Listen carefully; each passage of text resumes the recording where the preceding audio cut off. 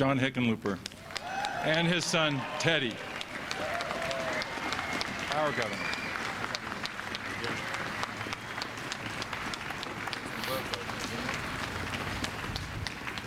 Thank you, Teddy. Thank you.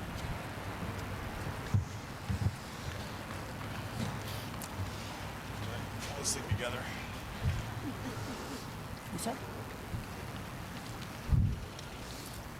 I, John W. Hickenlooper, I, John W. Hickenlooper, do solemnly swear that I will support the Constitution of the United States I will support the Constitution of the United States and the Constitution of the State of Colorado, and the Constitution of the State of Colorado, and will faithfully perform the duties of the office of Governor of the State of Colorado, to which I am about to enter. So help me God. So help me God. Congratulations. Scary. Congratulations, Teddy. Good job. Good job.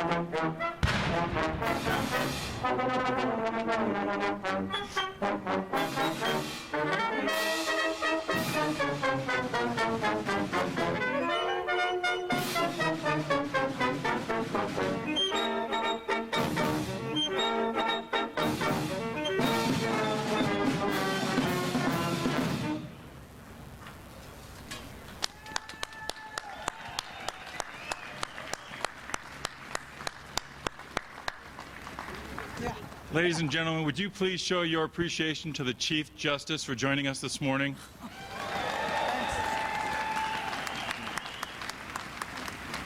You may be seated for a moment. Whoa. Remember, I waited 14 years for this.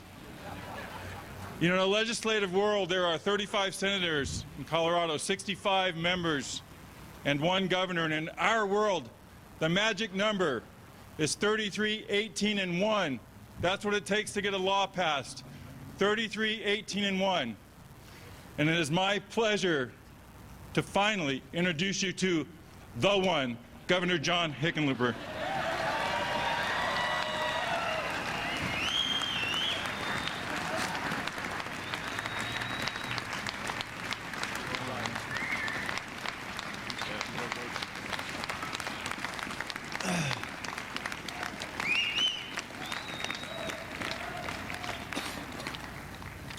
Well, you know, please sit down, my goodness.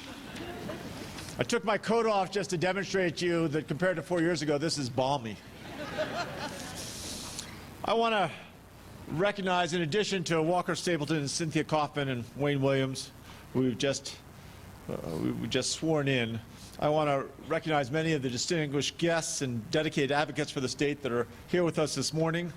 Governor Lamb and his wife, Dottie, former Secretaries of State Danetta Davidson and Bernie Busher, our Supreme Court justices, the senior commander of the Colorado National Guard, former Attorney General John Suthers, outgoing Secretary of State Scott Gessler, Chairman Hart of the Ute Mountain Utes, Councilwoman Amy Barry, and Tyson Thompson of the Southern Utes, representatives of several consulates, Norway, Morocco, Netherlands, and Canada, the 12 chairs of our inaugural committee, including Rick Sapkin, who has been a remarkably supportive organizer and friend, the legislative escorts, Representatives Millie Hamner and Don Coram, Senators Jerry Sonnenberg and Sherry John, our masters of ceremony, Senate President Bill Cadman and Speaker Dickie Lee Hullinghurst, and of course, my family, my extended family, friends from every corner of my life. The chances that we can all get together like this are very, very slim. I also want to recognize many of my cabinet from present and past are here, and exceptional staff members as well. On behalf of myself and Lieutenant Governor Joe Garcia, whose perspective and support has been so invaluable to me and to this state these past 4 years, especially when it comes to our education agenda, we want to give our thanks to all of you who have gathered here today. And I know it's a bit chilly, but in your company we feel the warmth of friendship and support. 4 years ago, when I took the oath of governor, I stood on these steps and referenced what a wise man once told me. Humility has at least 2 essential ingredients. It is knowing that any aspect of your life can collapse in an instant, and sincere gratitude that it has not. When I shared those words in my first inaugural address, I thought I understood their meaning. I had experienced loss. As a young boy, I lost my father. As a young man, I lost my job as a geologist. And during those 2 years out of work, I began to lose my confidence and began to question my self-worth. I'd also experienced a fair amount of success and things by which to be grateful. While I was unemployed, I launched a brew pub, and then a few more. I found success in this new life as an entrepreneur. I met a wonderful woman, and we married and celebrated the birth of our son. I was twice elected mayor of Denver. But during these past 4 years, I have gained a much deeper appreciation for the meaning of that wise man's words. I gained a deeper appreciation for the breadth and depth of what can collapse in an instant. There was a seemingly endless string of wildfires and the floodwaters that destroyed Colorado homes, ravaged communities, and took lives. There were the horrific shootings. I attended more funerals during my first term than I had previously attended in my entire life. I watched parents weep by the coffins of their children. A dear friend, Tom Clements, a man who personified public service, was assassinated while in service to the state. And although it pales in comparison, in my own home, Helen and I found ourselves telling our son, Teddy, that his mom and dad were separating. And Teddy, I want to thank you for your support and love. As I watch you grow into a young man, I am in awe of your maturity and your generous spirit. You are an old soul and a constant source of pride for your mother and I.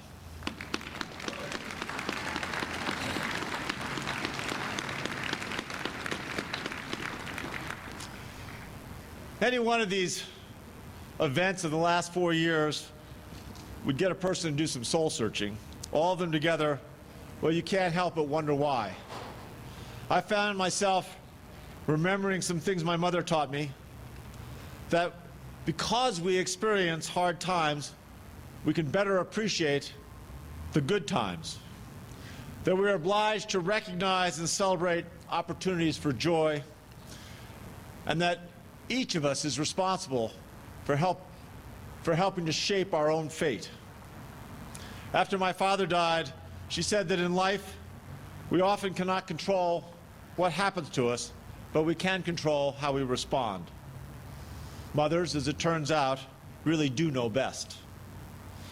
Time and again, during these past 4 years, when we would rush to the scene of unspeakable and unforeseen tragedy, I was awestruck by how Coloradans chose to respond. In the chaotic aftermath at that movie theater in Aurora, at those communities where the stench and charred wreckage of homes was all that remained, throughout the towns where in an instant so much was washed away, in Arapahoe County, where a young girl by the name of Claire Davis, one moment sitting on a bench eating a chocolate chip cookie outside her high school library, and the next moment was fatally shot by a classmate, I saw selflessness and heroics by first responders and civilians alike who put others before themselves. I witnessed the remarkable courage and kindness of neighbors helping neighbors, of strangers helping strangers. I was invited into extraordinary acts of forgiveness and love.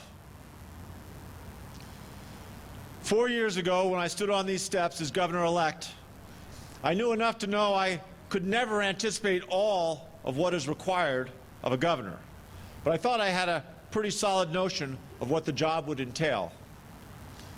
I was wrong. On this day, as I stand before you and once again take the solemn oath to serve as your governor, I am not the same person that I was 4 years ago. And in the same way, Colorado is not the same state it was 4 years ago. We not only endured fires, floods, and senseless violence. When we took office 4 years ago, Colorado was in a precarious state. We lagged behind most of the nation when it came to job growth. Our unemployment was at 9.1%. Our state had $1 billion deficit, and we were able to put only 2% of our state funds in an emergency reserve, a fund set aside for unexpected challenges like wildfires and floods. Many of our roads, especially heavily traveled highways like I-70 and I-25, desperately needed improvement. The Front Range and the Western Slope were engaged in a long, boiling war over water rights. The budget for the state's education system had been cut severely. The oil and gas industry and environmental leaders were more often at odds than at the table trying to find common ground. Same-sex couples were denied the same rights to life, liberty, and the pursuit of happiness that heterosexual married couples enjoy. Now, our present is in stark contrast to that past. Despite the unexpected challenges and heartbreaking events, according to any number of independent rankings, Colorado is one of the top states in the nation when it comes to starting a business, to overall economic growth, and economic opportunity.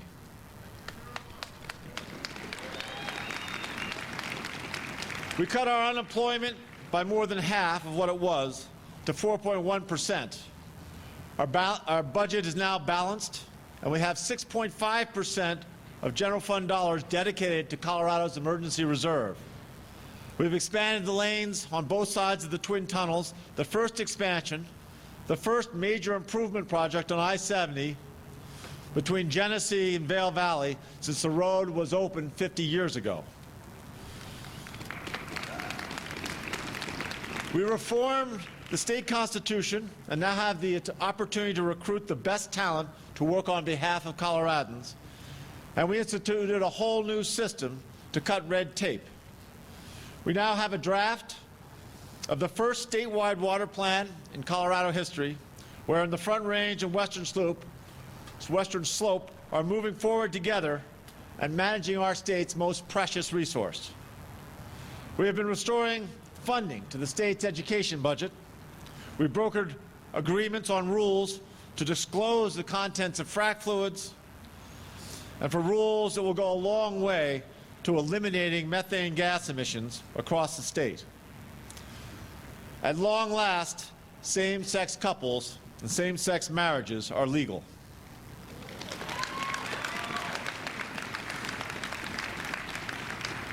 Colorado is no longer in a precarious state. It is poised to be a model state. Much of Colorado's economic success has been due to the risk-taking and investment of Colorado's business community, the creativity of our innovators, and the hard work of people throughout this state. Another reason why Colorado has outperformed much of the nation has been because of our state's economic development strategies and our collaboration with the private sector. My partner in that planning was Ken Lund, who served almost all of my first term as executive director of the Office of Economic Development. As often happens when a first term ends and a second begins, some cabinet members transition to new lives of their own. A couple of weeks ago, on his last day on the job, Ken sent out an email to the staff, and in it he shared his parting thoughts. He wrote, and I quote, "My grandfather and father were builders. One of the treasures of my family, passed from my grandfather to my father and now to my older brother, is a 1923 book entitled Odell's Carpenter's and Builder Guide. That book," Ken continued, "begins with a quote from John Ruskin, which is as follows: when we build, let us think that we build forever. Let it not be for present delight nor present use alone. Let it be such work as our descendants will someday thank us." We should keep that quote in mind as we embark on the next 4 years and consider what we will build next. There are many opportunities before us. We also face many challenges. Some challenges we cannot foresee, others we know are looming. Chief among the challenges we know is our budget, our financial thicket. Our state constitution mandates that we increase our expenditures and simultaneously cut taxes. Now, if that doesn't sound like it makes much sense, that's because it doesn't. Nothing can grow and shrink at the same time. However, it is also true that careful pruning can allow quicker and stronger, more directed growth. And as we work to resolve this inherent conflict, we must constantly ask ourselves, what exactly are we proposing to build? To borrow a phrase from the quote Ken Lund provided, is it something for our present-day delight or something that will endure to serve future generations of Coloradans? So what will we build next? We will continue to build a Colorado where economic opportunity is felt in every corner, where in every corner of the state more people have a fighting chance to join the middle class, a Colorado where entrepreneurs flock to start businesses and the long-term unemployed can get back in the game. Just last week, we launched an initiative that pulls together state resources from several departments with a single-minded objective to assist 47,000 Coloradans of our long-term unemployed to find work. Having been among the long-term unemployed myself, I know that many of these people are assets, eager to be harnessed, eager to have a chance to earn their way and redefine themselves and to succeed. We will continue to build a Colorado with the best managed government where the foundation of our budget is stronger for generations to come. A Colorado which is the healthiest state in the country, where we think holistically about the health of our citizens and how we serve them, where we promote access to quality, cost-effective care, and where we have the best in preventative care. A Colorado where we continue to balance our treasured natural splendor with our energy development, holding industry and government to the highest standards, where we work together to protect, conserve, and invest our water. A Colorado where all of our children have access to a first-rate education regardless of zip code, where funding for higher education is transparent, fair, and gets results. A Colorado with safe, livable communities that are free from discrimination and promote equality. This state, like our country, was built by immigrants. A Colorado where infrastructure development supports the needs of our growing state population. We will pursue a strategy to add capacity to I-70 from DIA to the mountains and on I-25 from Wyoming to New Mexico. We will continue to build this Colorado together, forging alliances among the private sector, the public sector, and our nonprofit community, recognizing that Colorado can only reach its full potential when all Coloradans are reaching their full potential. Now, while I have changed in some ways, here's where I have not. I remain a relentless, some would say an incorrigible optimist. I believe that there's no margin in making enemies.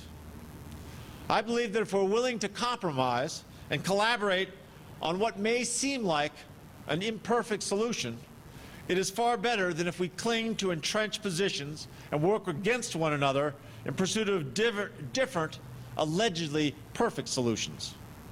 Progress, even if incremental, is better than gridlock. I believe that people are happiest when they're helping others.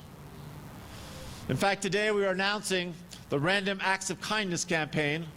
Our hope, our goal, is that Coloradans are going to perform 10,000 random acts of kindness between now and July 14th, which marks the start of the third biennial of the Americas in Denver, and we will be tracking. I believe that no party, no person, no one individual has all the answers. While I will always give great weight to the facts, I believe I must also consult my heart and my conscience, and I will always look for the solution that is the greatest benefit for the most Coloradans. I tend to believe that trust is born of shared experience and in a shared belief that every one of us matters. And I am grateful and I am honored that I have earned your trust. We have been through a lot together. We have overcome a lot together. And together we will continue to build a Colorado, not just for our present-day use and delight, but a Colorado that gives every Coloradan a fair chance at prosperity, opportunity, and joy for decades to come. One other way I haven't changed is I believe Colorado is a place that will be defined more by its future than its past. Another thing I believe, that future begins today, and I am eager and honored to get on with it. God bless you all. God bless Colorado.